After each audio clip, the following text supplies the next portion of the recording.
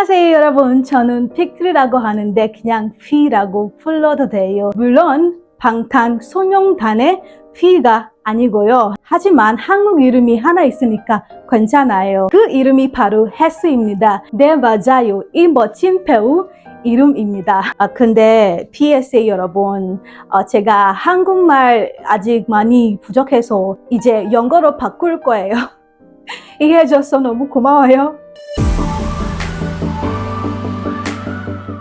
Today, I'll be sharing with you how I taught myself the Korean language, attempted the TOEIC exam, and got a TOEIC level 2, all within a year. In fact, less than a year. A quick backstory. So I've been watching K-dramas for about 10 years now. That's a really long time, but yeah, around 10 years now. But it wasn't until late 2021 that I decided to learn Korean. And by July 2022, I attempted the TOEIC exam and got a TOEIC level 2. Oh my God! Wow! And I'll be sharing with you how I did it in 5 simple tips. Tip number 1, which is arguably the most important one on this list. Learn Hangul. Right. Hangul is the Korean alphabet and it is not the same as romanization. If you want to be able to speak Korean like a native, or at least close, you need to learn that. In fact, if you do not learn Hangul, you would never be able to speak Korean properly. And I'm going to tell you why I think so. Take this word, for instance. How would you pronounce it? Because this is the romanization. It says Masisoyo. That's how that word is pronounced, based on the romanization that you're seeing on the screen, right? However, the word is Mashisoyo, because in Korean, one's S, which is known as shiot, and I, E, come together. S, which will usually sound as becomes sh when it merges with I. So instead of you to learn romanization, which will not even be beneficial to you in the long run, just to run away from the stress of learning Hangul. And to be honest, Hangul is not even that stressful to learn. It's actually one of the easiest alphabets to learn. So please learn Hangul. It will really help you in your Korean journey. Tip number 2, take advantage of the free online resources that are everywhere.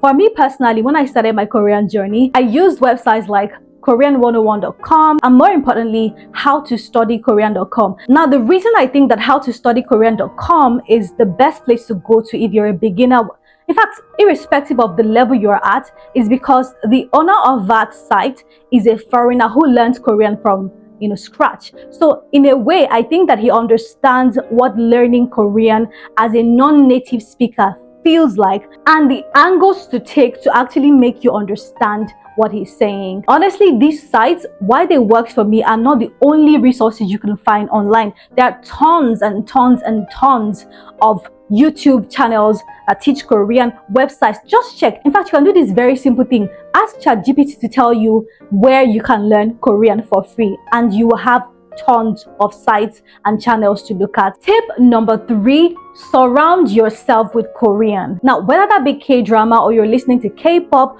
or you're watching variety shows on YouTube and online, let every day you go online be a reminder that you are learning this specific language. For me personally, I am a K-drama girl. I have been for 10 years and I will continue to be.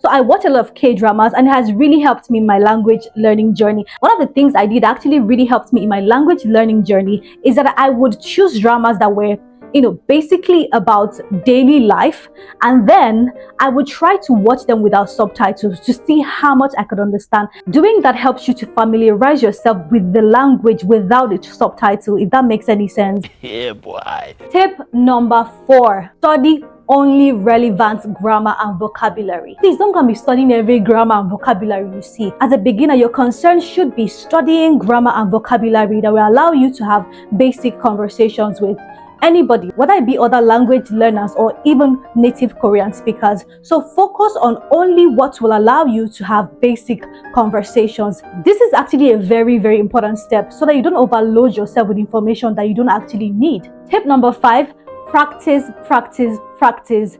You can't just sit down in your house and be learning Korean. You're learning grammar, you're learning vocabulary, and you don't have anybody you're actually practicing this with. It doesn't do you any good. You'll find that at the end of the day, you're not making real progress because you're not practicing with people who will actually correct you when you make mistakes or help you become more confident in your speaking. And there are so many language exchange platforms like Hello Talk. And then there's this other app called Maum where you can actually hop on a call with people. I'm not speaking about texting, hopping on a call. That's a very good way of practicing your Korean. Tip number 6, take formal classes. There is only so much that you can learn by yourself and by communicating with people and having conversations. You need to take formal classes so that you can understand the intricacies of the language. For me personally, earlier this year, I took an intermediate course at the King Sejong Institute, and it was fantastic to say the least. So you have to take an advanced course or a formal class at some point. One last pro tip for your writing practice: